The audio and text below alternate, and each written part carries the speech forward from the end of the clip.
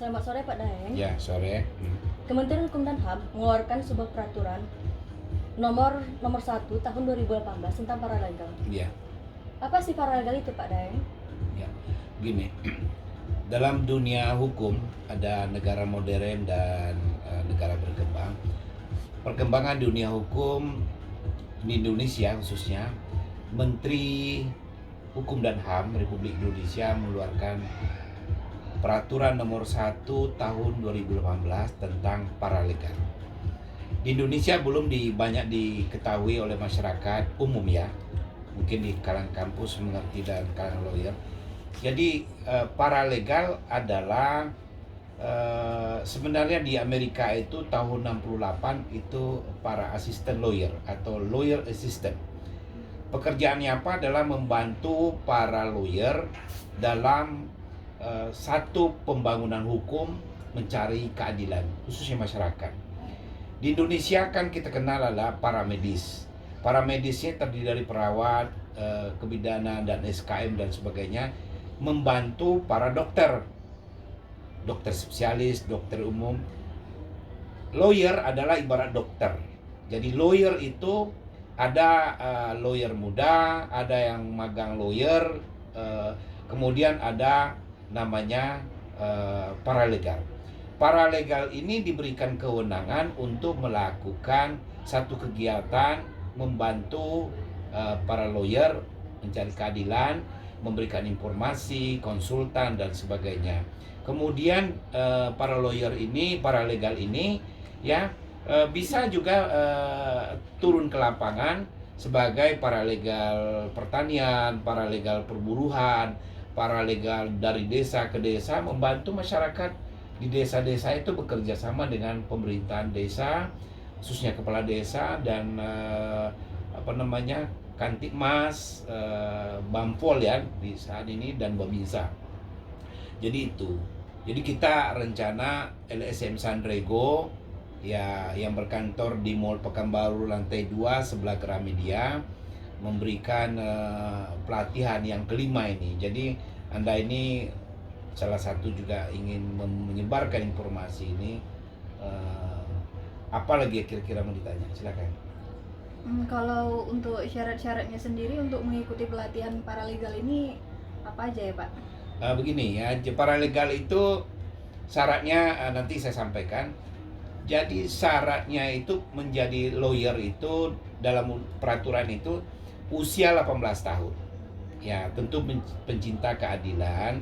Kemudian lagi dia adalah warga negara Republik Indonesia, memilikilah KTP ya. Jadi dia ya mencinta dan dia sudah berkiprah di masyarakat sebab orang ini dibutuhkan keberanian, itu syaratnya. Kemudian tentu dilatih ya. Dilatih namanya pelatihan atau training ya, training atau workshop. Dan di workshop ini biasa kita 2 hari, 3 hari, tetapi selalu kita lakukan 1 hari. Kita fullkan mulai dari jam 7 pagi sampai petang. Dibuka dan ditutup, kadang-kadang dibuka oleh Pemda, oleh Gubernur, Kementerian Hukum dan HAM, kadang di kepolisian. Jadi pemateri situ ada para lawyer senior, kepolisian, ya tentu biasanya dari reserse yang perwira yang berpengalaman, kemudian dari kejaksaan, kemudian dari hakim pengadilan negeri dan biasa hakim pengadilan tinggi. Kemudian jurnalis atau wartawan senior, kemudian para LSM, aktivis, dan kemudian akademisi, biasa para dekan, spesialis, dan juga para praktisi lain lah yang berkiprah selalu yang di lapangan itu. Jadi ini kalau tidak salah tanggal berapa?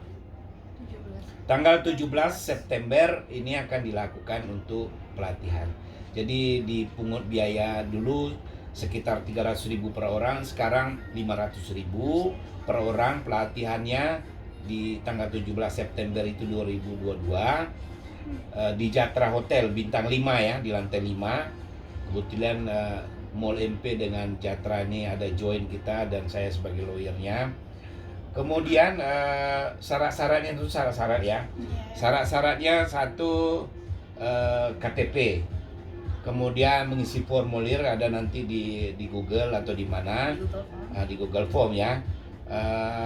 KTP satu, kemudian ijazah satu, ijazah SMA minimal ya. Ya, ada form diisi beberapa persyaratan. Kemudian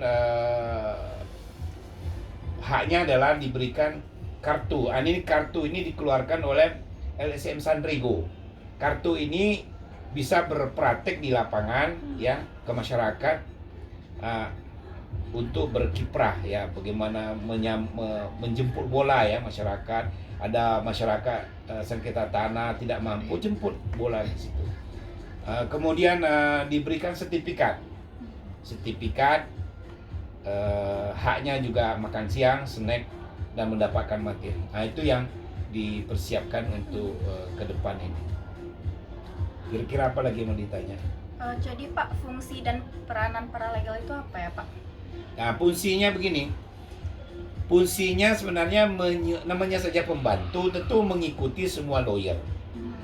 Lawyer yang mendirikan LBH atau LSM atau bengkel hukum atau klinik hukum, itu lawyer paralegal itu berada di sekitar situ. Dia bernaung di bawah LSM atau LBH yang bergerak di bidang hukum. Dia mau ditempatkan di mana, nyantol di kantor desa atau di kelembagaan, di perusahaan, terserah. Sepanjang dia koridor hukumnya, aturan yang dipahami sesuai dengan pelatihan yang diberikan. Jadi fungsinya itu ya memberikan pelayanan pada masyarakat secara cuma-cuma.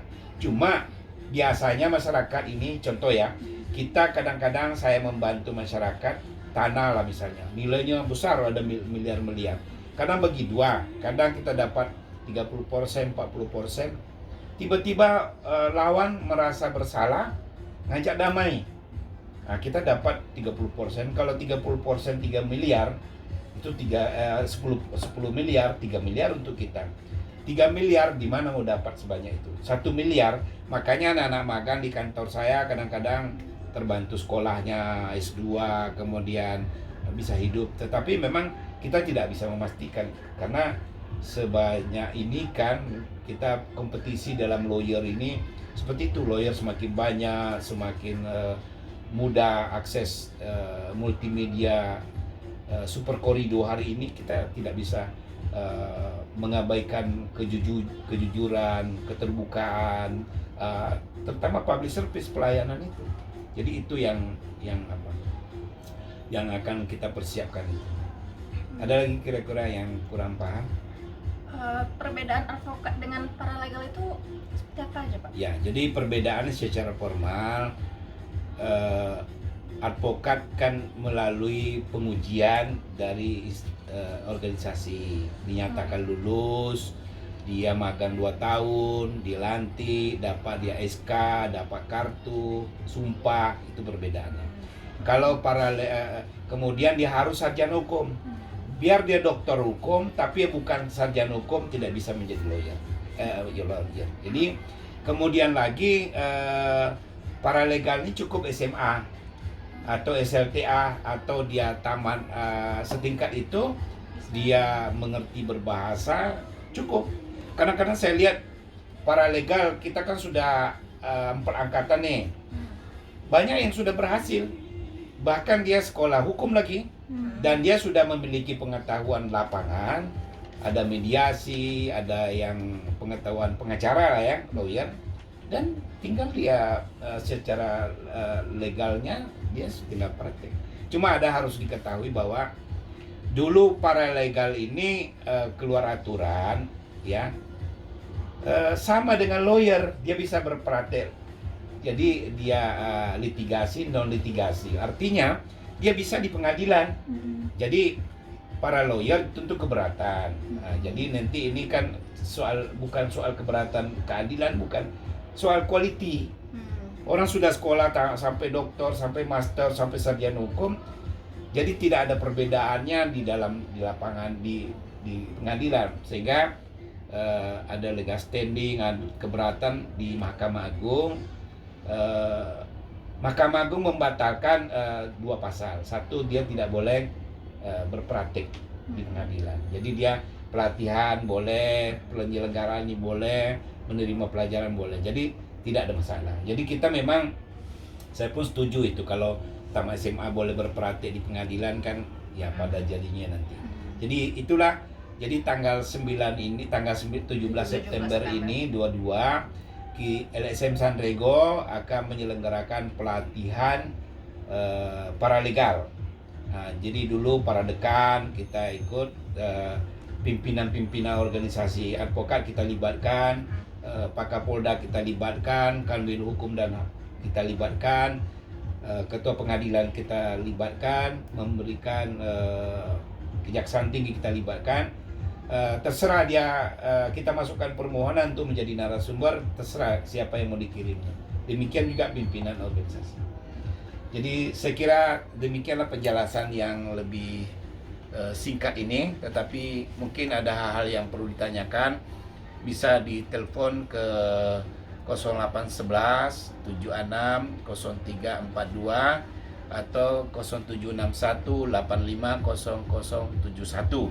Kemudian email saya ya, yf.daeng@yahoo.co.id, dan kita akan post ke FB, Instagram, kemudian TikTok, kemudian di YouTube Yusuf Daeng. Jadi oke, terima kasih. Informasi ini mungkin ada penjelasan lebih lanjut, silakan kontak yang kami sebutkan tadi. Terima kasih.